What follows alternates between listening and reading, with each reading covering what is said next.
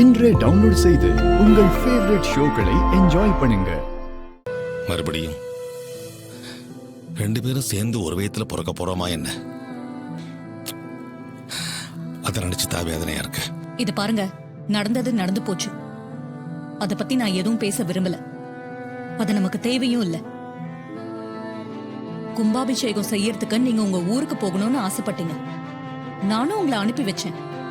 ஏன், நாங்களும் உங்க கூட தான் வந்தோம். எதிர்பாராத விதமா இப்படி ஆயிடுச்சு. கும்பாபிஷேகம் நடக்காம நின்னு போயிடுச்சு. கும்பாபிஷேகம் நின்று போனது இருக்கட்டும். ஆனா என்னோட தங்கச்சி அபிராமியே என்னை விட்டுட்டு போயிட்டாளே, அதை நினைச்சாதான்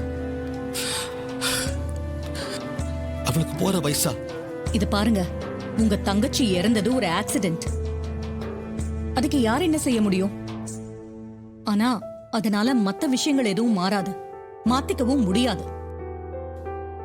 தெளிவா சொல்றேன், இனிமே எல்லாம் பழைய மாதிரி தான் இருக்கணும். நடுவுல நடந்த எதுவுமே இனிமே தொடரக்கூடாது. புரியுதா? இனிமே உங்க அம்மா இந்த வீட்டுக்கு வரக்கூடாது, நீங்களும் அவங்க வீட்டுக்கு போக கூடாது. முதல்ல நம்ம பேச்சுவார்த்தை இல்லாம எப்படி இருந்தோமோ இனிமேலும் அப்படிதான் இருக்கணும். அப்பா இப்போ தங்கச்சியை இழந்த சோகத்துல இருக்காரு. அவருக்கு ஆறுதலா 4 வார்த்தை பேசாம இப்படி உறவை வெட்டிக்கிறத பத்தி பேசுறீங்க. நீங்க நடந்துக்கிறது கொஞ்சம் கூட சரியில்லைம்மா. ஆமாம்மா, இப்ப இத பத்தி பேச வேண்டாமா, நீங்க விடுங்க. ஏய், என்ன உங்க அம்மாக்கு புத்தி சொல்ற அளவுக்கு வந்துட்டீங்களா? அக்காவுக்கு எது நல்லது கெட்டதுன்னு தெரியும், நீங்க எதுவும் சொல்ல வேணாம். அவங்க பேசிட்டு போகட்டும், விடு சந்திரா. அப்பாவோட வருத்தம் புரியுது, ஆனா நம்ம அனுபவிச்ச வலியும் வேதனையும் இவங்களுக்கு புரியல. அதனாலதான் இவங்க இப்படி பேசுறாங்க.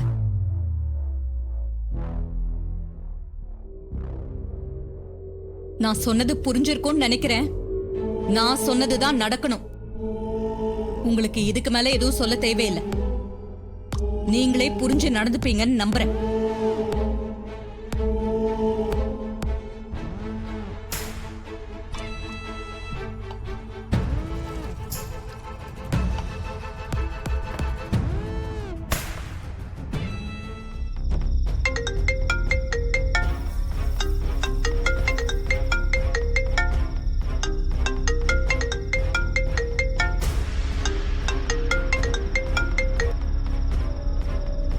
சொல்லு பூஜா. என்ன ரேவதி, எப்படி இருக்க? உன் கையில அடிபட்டு இருந்ததே குணமாயிருச்சா? இப்போ குணமாயிடுச்சு, எந்த பிரச்சனையும் இல்ல. அப்போ கம்பெனில பேசி விசாக்கு ரெடி பண்ணவா? நீங்க வர்றதுல உறுதியா தானே இருக்க?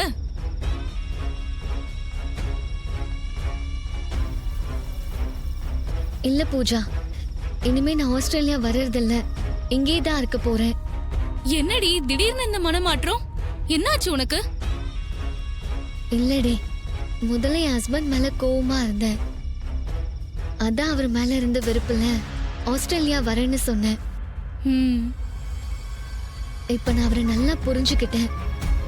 அவர் கூட சேர்ந்து வாழணும்னு ஆசைப்படுறேன். அதனாலதான் அங்க வரலன்னு சொல்றேன். அப்படியா? Very good. கல்யாணமான கொஞ்ச நாள்ல நீங்க வரேன்னு சொன்னதுல எனக்கு உடன்பாடே கிடையாது.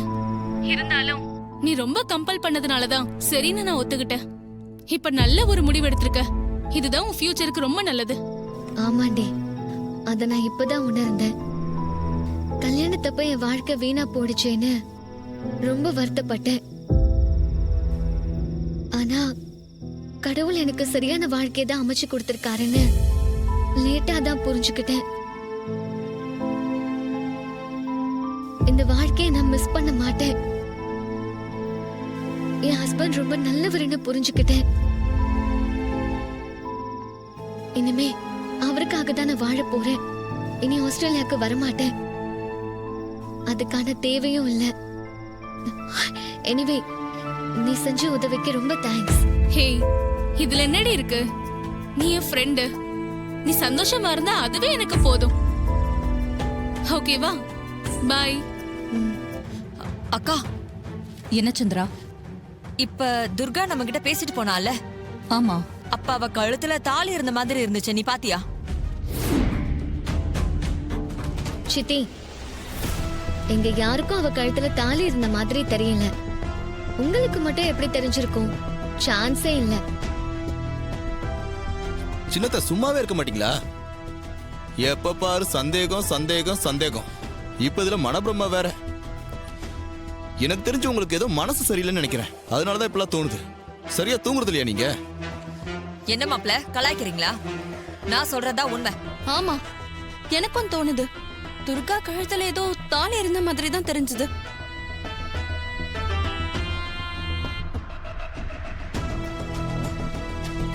பாத்தீங்களா? நான் சொன்னதா நீ நம்பல. இப்ப ரோகிணி சொல்றால, இதுக்கு என்ன சொல்ல போற? ரோஹிணி, நல்லா பாத்தியா? துர்கா கழுத்துல தாலி இருந்ததா? ஆமாமா, இருந்த மாதிரி தான் எனக்கும் தெரிஞ்சது. அக்கா, நாம இப்படி டவுட் பட்டுட்டே இருக்கிறத விட அவ கழுத்துல தாலி இருக்கா இல்லையான்னு செக் பண்ணி பார்த்துட்டா எல்லாரோட சந்தேகமும் தீந்துற போகுது.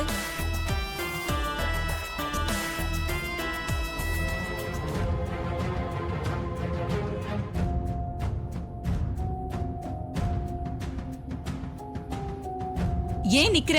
கதவு தட்டு. துர்கா,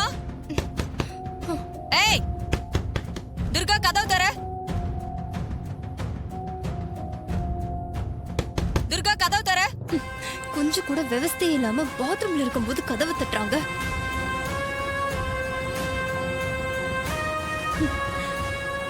ரேவதி, விஷயத்தை அவகிட்ட சொல்லிடு.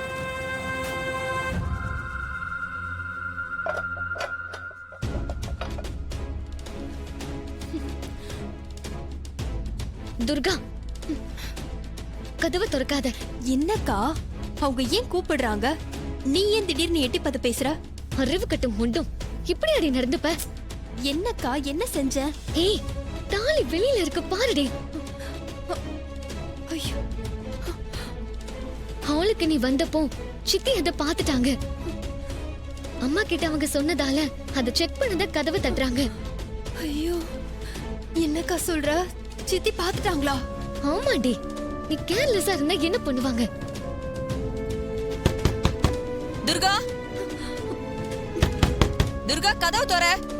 அங்க பாரு, சித்தி கதவை தட்டிட்டே இருக்காங்க. முதல்ல தாலி எடுத்து உள்ள போடு போடு. சரிக்கா.